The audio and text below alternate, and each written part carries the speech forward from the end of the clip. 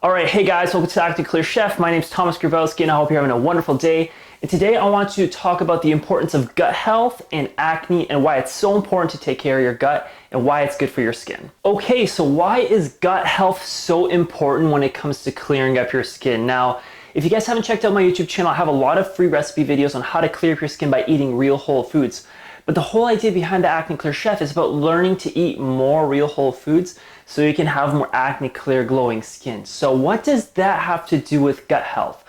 Well, everything, because the thing is, if you're not digesting foods properly or your digestive system isn't at its optimal peak performance, now it's not going to be 100% of the time, 100% of the time, but if your digestive capacity is not at its full optimal level, the chances of you getting acne may increase. Now, I know we are all individualized and very different when it comes to hormonal health, skin health, optimal health, and all these other areas that are related to our health and well-being. However, if we have a compromised immune system, i.e. we have a compromised gut, then we are going to have problems. So how do we avoid having inflammatory foods into our diet? And what is the root causes of having digestive stress?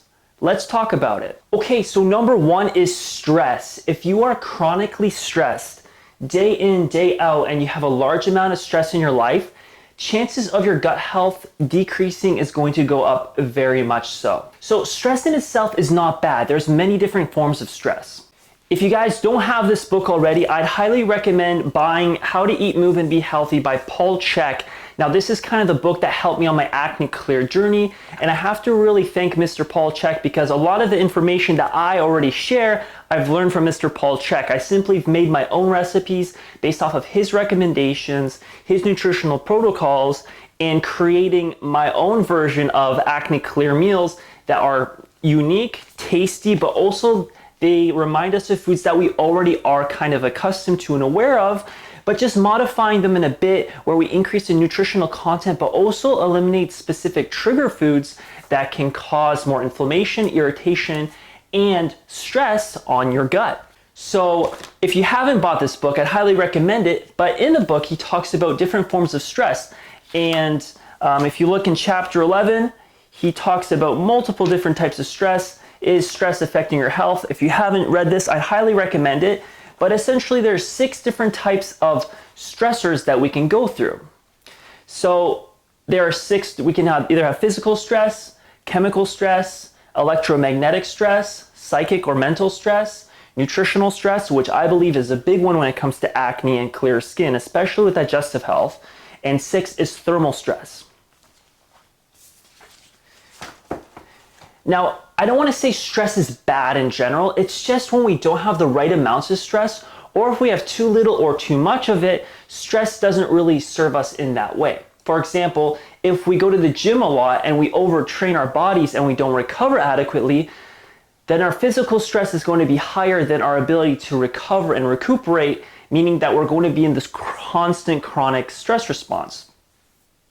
Other forms of stress could be digestive stress by the foods that we eat. They could be mental stressors, the thoughts we think. They could even be electromagnetic or thermal, like heat and things of that nature. So for example, electromagnetic stress is just simply exposure to the sun, which is really beneficial for us. But if we have too much exposure to the sun, then we're going to have negative health consequences. Again, you can learn more about different types of stressors in this book, How to Eat, Move, and Be Healthy. But the number one effector that's going to implement digestive stress is going to be typically the foods that you eat. Now, again, there are other areas in our lives that are intimately related to stress. For example, relationships, finances, work, purpose, etc., that can also affect our personal stress as well. So if we're personally dealing with specific stressors in our life and in large amounts, then chances of our digestive ability can go down, which means we're not digesting food properly, and then we can lead to digestive issues like leaky gut syndrome or food intolerances and sensitivities, which can lead to flare-ups and can lead to more inflammation. So the number one thing that we want to do if we want to optimize gut health is by focusing on the stress. Now, we cannot eliminate stress whatsoever, but if you want a little coaching exercise, what you can simply do is make a list. What is stressing me out most right now in my life? Write that down. I'm even gonna do this myself just for fun. What is stressing me out most in life? And then maybe just write a little bit and journal and ask yourself, what is stressing me out? What is mentally stressing me out? What is physically stressing me out? What is financially stressing me out? Whatever the case may be.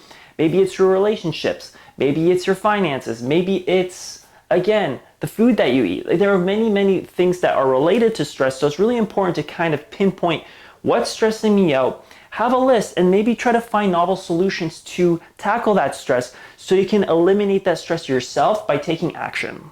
So number 2, this is a big one, that is trigger foods. So knowing what your trigger foods is essentially related to stress, but trigger foods are going to be extremely stressful for your digestive system. And this is kind of where the Acne Clear Chef comes out, because there are specific foods that can specifically trigger your acne. Not necessarily in every person, but there are specific foods that I have found from my experience and from my experimentation that can lead to more digestive stress and over time can cause a lot of problems. If you guys haven't watched my video on the top 5 trigger foods, I highly recommend them. But trigger foods, specifically gluten, dairy, eggs, wheat, corn, and soy, are the top 6 trigger foods that can affect your digestive capability and reduce your overall gut health.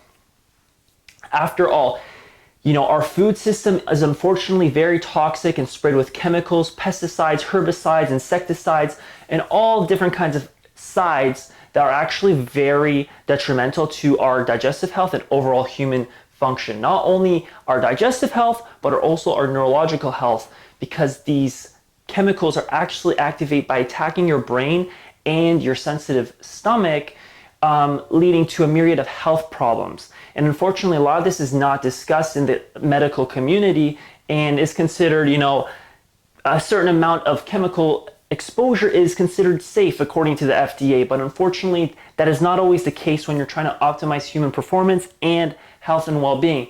So eliminating or avoiding trigger foods completely can take out that inflammation, because if you're constantly eating foods that are triggering you from the inside out, that are causing inflammation, you have moodiness, you have irritability, you have instability, you don't feel like yourself, chances are you have a food intolerance.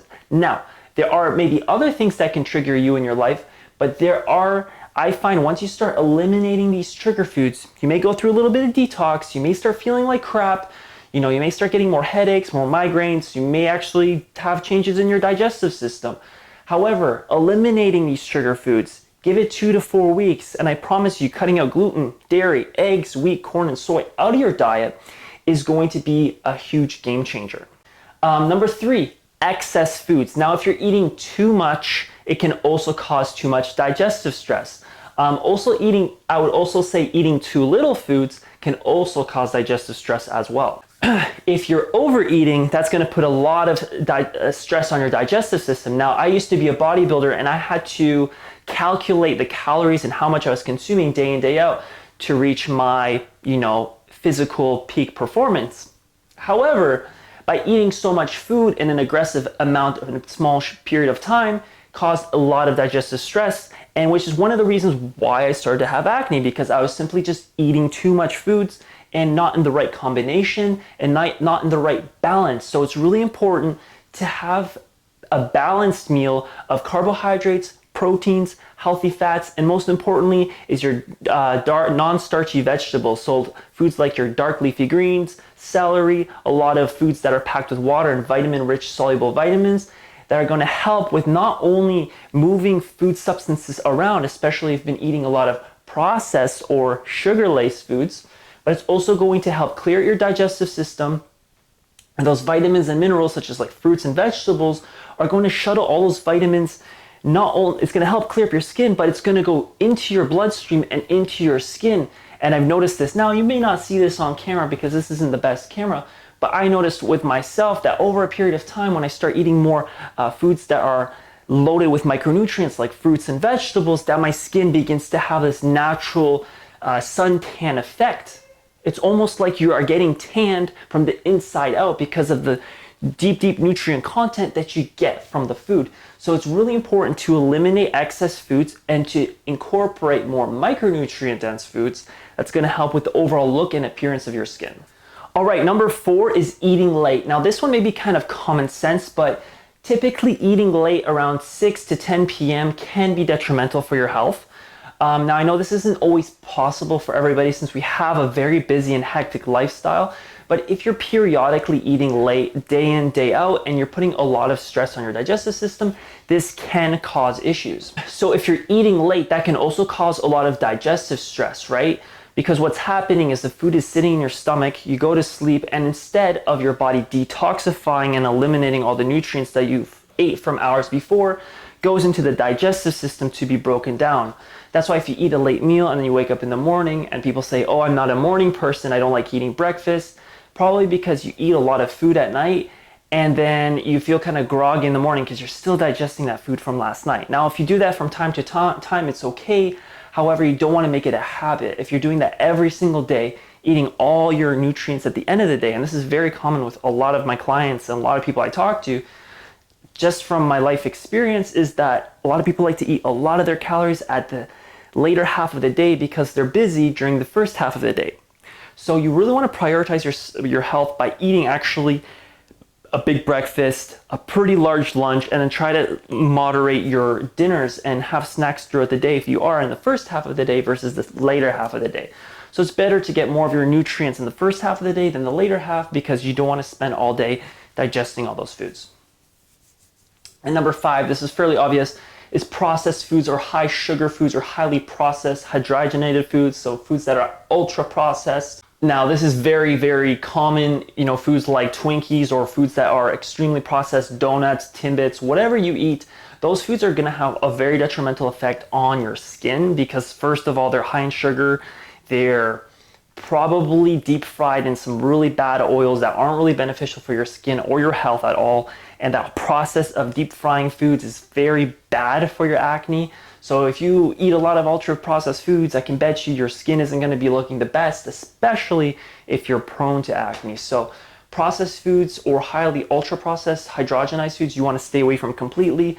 Again, if you're going to have some foods that are like baked goods, that's okay. Make sure, again, you're choosing gluten, dairy, egg, wheat, corn, and soy-free foods, ideally, so like gluten-free cookies or things of that nature, and make sure they're baked and not fried. That is okay as a treat. But again, if you have a large amount of processed foods, like frozen foods, like Hamburger Helper, or those Hungry Man dinners, or those pastas in the freezer, again, a lot of that stuff is ultra processed, and then you're putting in the microwave, you're nuking it, which is destroying the nutritional content. Yeah, you have a hot meal, but it's essentially a toxic soup bowl of crap that's just been frozen and exploded in the freezer, let's be honest. And the nutritional content then, after all that heating and destruction, is probably null to none. So if you guys want to see more videos like this, feel free to like and subscribe on my YouTube channel. And until then, guys, I'll see you on the other side. Take care.